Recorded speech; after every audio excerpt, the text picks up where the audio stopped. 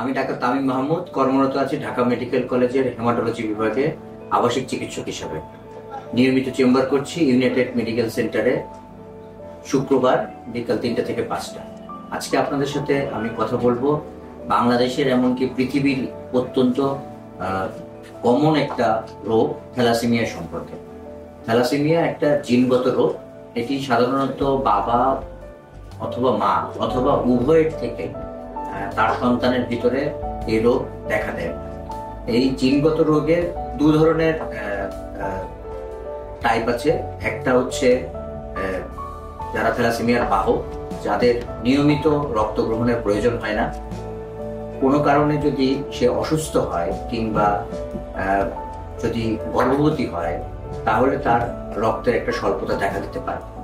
এই রোগীকে সাধারণত স্বাভাবিকভাবে জীবনযাপন করে। আরেক প্রকার হচ্ছে যারা থ্যালাসেমিয়া মেজর বলা হয়, ওদের প্রতি মাসে মাসে রক্ত লাগে এবং তার সাথে ওষুধপত্র নেওয়া হয়।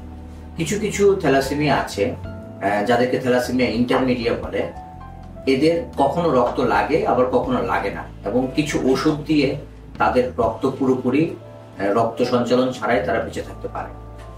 এই ধরনের রোগীর ক্ষেত্রে যারা থ্যালাসেমিয়া মেজর, তাদেরকে সাধারণত বলা হয় যে আয়রন সমৃদ্ধ খাবারটাকে তারা পরিহার করবে।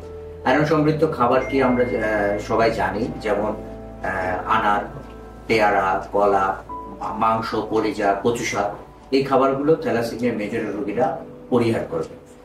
কিন্তু থ্যালাসেমিয়ার যারা বাহক বা মাইনর, তাদের এই ধরনের খাবার পরিহার করার তেমন কোনো প্রয়োজনীয়তা নেই। তারা একেবারেই স্বাভাবিক মানুষের মতো খাবার গ্রহণ করবে। থ্যালাসেমিয়ার রোগীদের ক্ষেত্রে কতগুলো কমপ্লিকেশন আছে, যে কমপ্লিকেশন গুলো রোগ ছাড়াও চিকিৎসাজনিত কমপ্লিকেশন।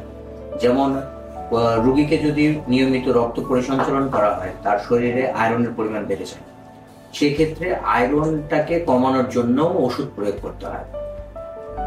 থ্যালাসেমিয়া রোগী আমাদের দেশে অনেক বেশি আছে, যদিও স্ক্রিনিং এর একটা অভাবের কারণে আমরা পুরোপুরি সব জনগোষ্ঠীকে থ্যালাসেমিয়া রোগীকে আমরা আইডেন্টিফাই করতে পারি না। থ্যালাসেমিয়া রোগীর চিকিৎসার ক্ষেত্রে সবচেয়ে চ্যালেঞ্জিং বিষয় হচ্ছে দুটো। এক নম্বর হচ্ছে তার রক্ত সংগ্রহ করার জন্য ডোনারের যে ঘাটতি, সেটা একটা বড় ধরনের ঘাটতি। আর 2 নম্বর চ্যালেঞ্জ সেটা হচ্ছে রক্ত পরিসঞ্চালন এবং ওষুধের ক্ষেত্রে একটি বড় অঙ্কের টাকার প্রয়োজন হয়, যেটা আমাদের মতো নিম্ন মধ্যবিত্তের একটি দেশে এটা বহন করা অনেকের জন্য খুব কঠিন হয়ে যায়। আসার কথা হচ্ছে এখন অনেক ধরনের ওষুধ এসেছে, যার মাধ্যমে কোনো কোনো রোগীর ক্ষেত্রে রক্ত পরিসঞ্চালন একেবারেই বন্ধ হয়ে যায় অথবা পরিমাণটা কমে আসে।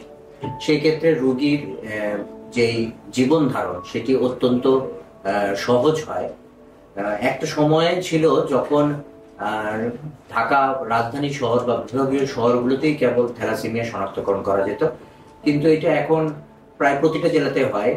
ফেনীতে এইটার পরীক্ষা খুব সহজেই, এমনকি এটা ইউনাইটেড মেডিকেল সেন্টারেও হচ্ছে। এটা খুব সহজেই, খুব অল্প টাকায় আমরা এটা নির্ণয় করতে পারি। সুতরাং আসুন আমরা থ্যালাসেমিয়াকে ভয় না পাই এবং সবাই মিলে একত্রে এই থ্যালাসেমিয়ার বিরুদ্ধে